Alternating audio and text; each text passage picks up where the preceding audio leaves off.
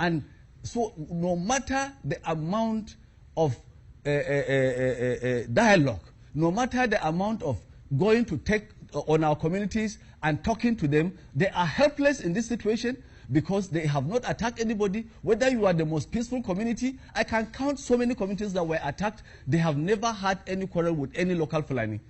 The communities that were attacked in local government, they were just taken aback. They have never had any problem with the local Fulanis. 22 communities were attacked in Jamal local government. After the Ninte attacked, 22 communities. And what is very, very crucial in this matter is wherever these communities are attacked, like my colleague there in the studio has said, wherever these communities are attacked, then they ferry in the occupying forces, the occupying people to come and occupy. The Fulanis that you never know, you have never seen them, they are now coming to occupy the place. They take over the place, they begin their building, they chase the natives. And as I'm talking now, those that do the attack are not the local Fulanis that we know. I grew up knowing our local Fulanis as friends. We even stayed in the same house. We go to school together. But the ones that come to do the attack only use the pretext of having a crisis or a disagreement with a local Fulani. And then they come in the night and do the attack and then recede back to a nearby bush. As I'm talking now, behind Pasakori, after Kagoro, if you are going to Gidamoya, where the initial crisis took place, the attackers are still there in those hills. And the security people know about them. And I want to tell here that we are beginning to suspect that the Boko Haram terrorists that are living in Borno State are the ones that are gathering in those places. It's a very dangerous thing.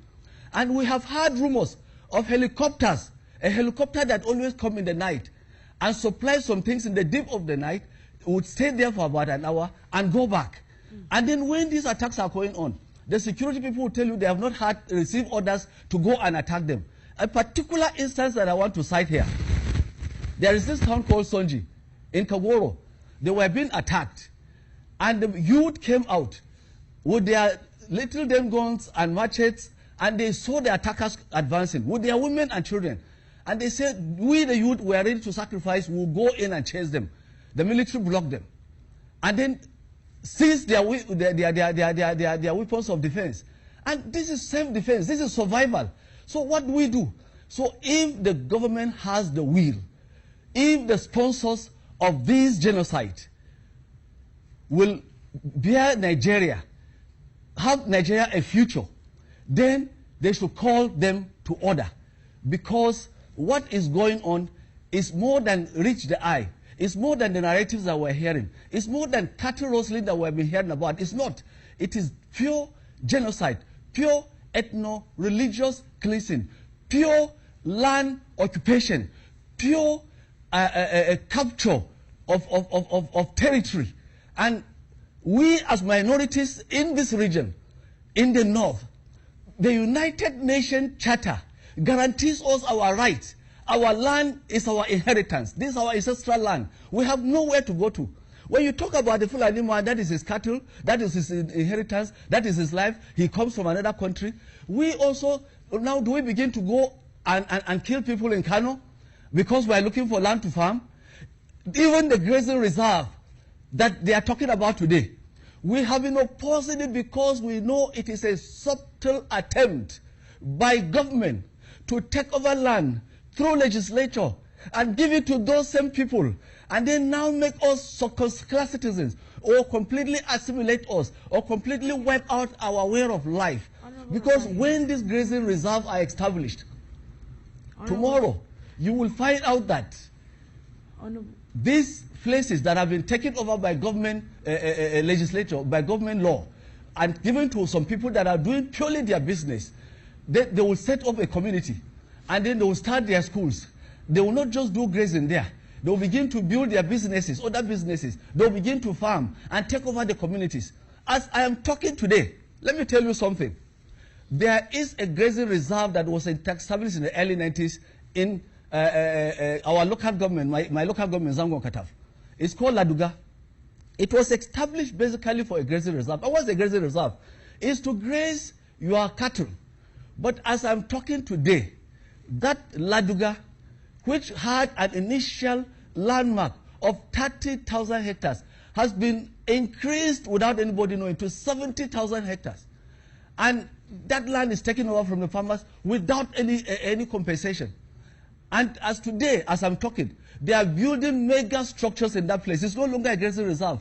Big hospitals, big schools, road networks, better than what we find in the natives. And that is oppression. That is marginalization. That is subjugation. Let me tell you another thing. Southern Kaduna Senatorial District, out of the 3 senatorial districts that we have, many people may not know this. Out of the over 50 plus federal institutions that are in Kaduna State, none is in Southern Kaduna.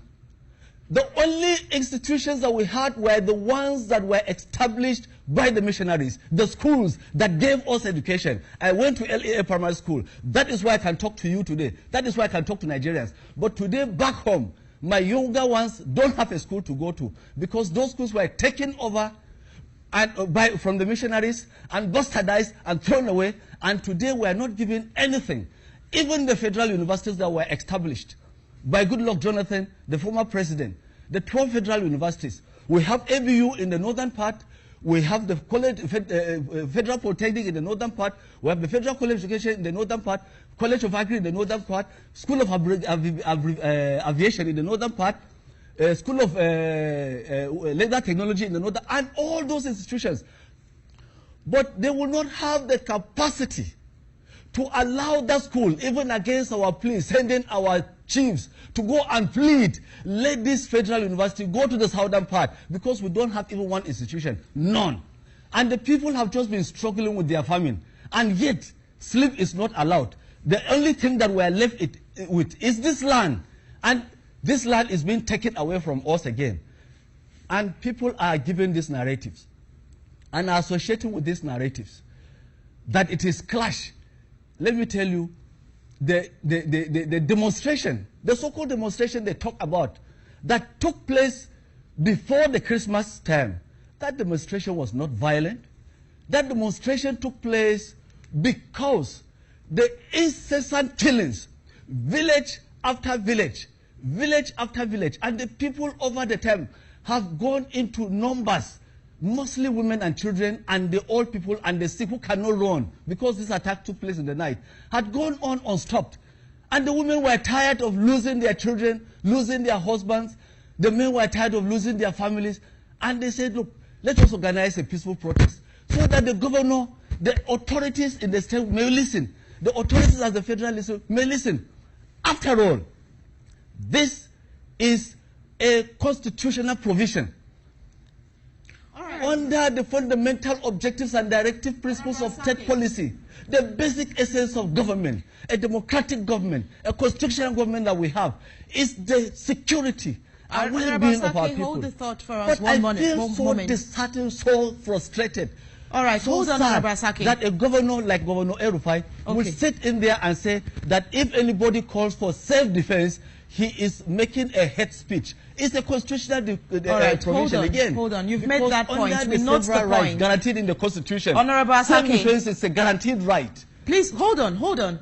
Now you talked about various issues. I mean, by the way, you have raised very, very serious allegations in saying that 2 times you mentioned the word sponsors of this crisis. That's on one hand. On the other hand, you talked about that even as we speak, there are villages and areas where the people have been sacked and that the herdsmen are there. Let's have you on good authority, because of course this is good information for the security operatives. We expect them to swing into action with this sheer level of information that is coming out on national and international media.